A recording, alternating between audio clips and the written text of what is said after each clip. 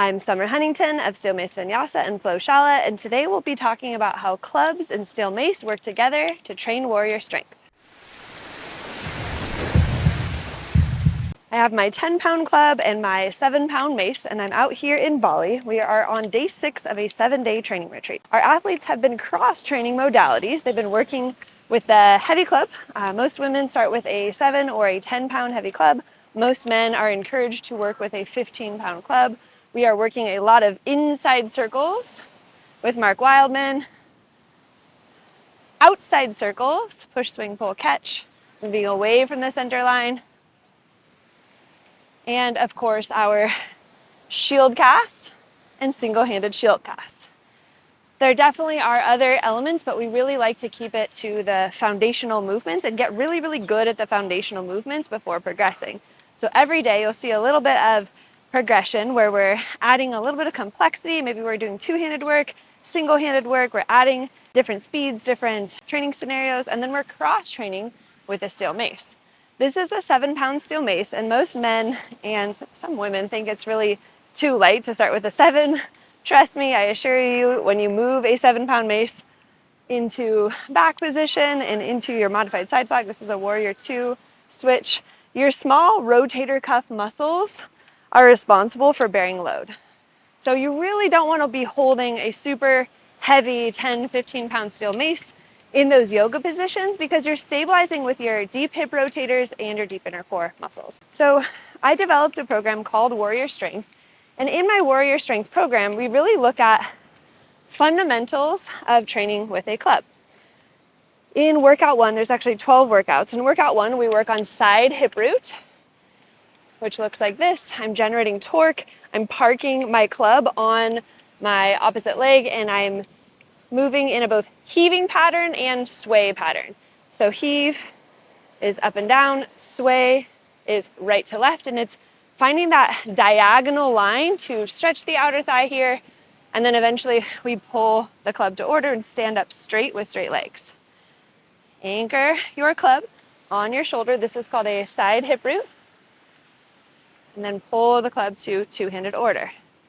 Why this is beneficial, let's look at a side swing. Notice the shape in my side swing. It's the same heave, sway, diagonal line, that diagonal sit back, and then my trunk gets to rotate here. Side swing order. Also referred to as an outside circle, side swing, order. Outside circle, side swing, order. Common misalignment in the side swing is people don't dip the shoulder under. How we train that in steel mace, how we cross train, can look at a twisted chair here. Here's the rotation or the yaw in the upper mid back. Let's apply that to a single-handed side swing. Yaw or rotation here, side swing order. Oftentimes a common misalignment is people forget to marry the elbow to the rib on the catch. So you'll see the elbow kind of hanging out here. It's a lot of effort for the wrists and for the biceps. So especially if your goal is to go up in weight, you really want to work on anchoring the elbow to the rib. And look, this is order, 90 degrees. Nothing has changed about my club position relative to my trunk. I have done my side hip root in order to achieve that angle. A common misalignment is that people will externally rotate because they see the club here and they'll externally rotate their bicep or their humerus bone. We don't want that. We want to swivel from the hips, knees, and ankles. Push, swing, pull, catch. Push, swing, pull, catch. So, when you endeavor to cross-train modalities and you start to look at how the club intersects with the steel mace, and you start to see that a lot of the steel mace vinyasa work is aimed at increasing range of motion in lost ranges. Here's another drill that will increase our thoracic range of motion. This is twisted runner's lunge. Here, I'll be doing this one today.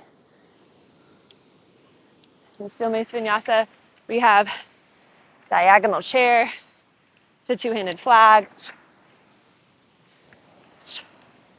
So there's many different movements that you can integrate to train yaw. That first one that I demoed, the warrior 2 switch, yaw. Yaw is rotation about the y-axis of the spine.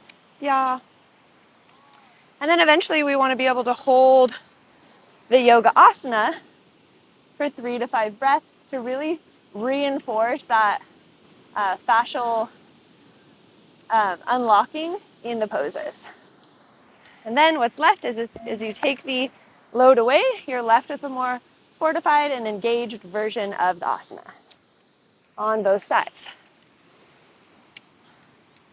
Most really tight individuals that over specialize in training their twisted runner's lunges like this. Oh, when you train it with load and you train from multiple angles, integrating the steel mace, you're going to find that the fascial adhesions in your thoracic spine will start to dissipate.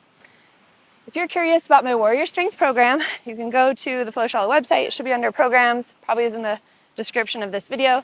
12 workouts, follow along style. Each one is progressive and builds on the next.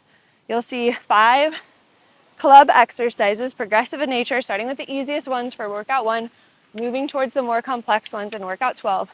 And then every single workout has a corresponding loaded flow. So you'll be moving through loaded asana that makes sense for the workout that you just did to reinforce the fascial unlocking of all those areas, the hips, the shoulders, the mid-thoracic spine. Everything has a purpose in my programs. My goal is to help you unlock deeper levels of athleticism, deeper levels of functional strength and functional mobility so that you can use your range of motion and stay pain-free and develop better movement patterns as an athlete. Hope you learned a little something. Check out the Warrior Strength program and can't wait to see you out at one of our events. Leave a comment down below.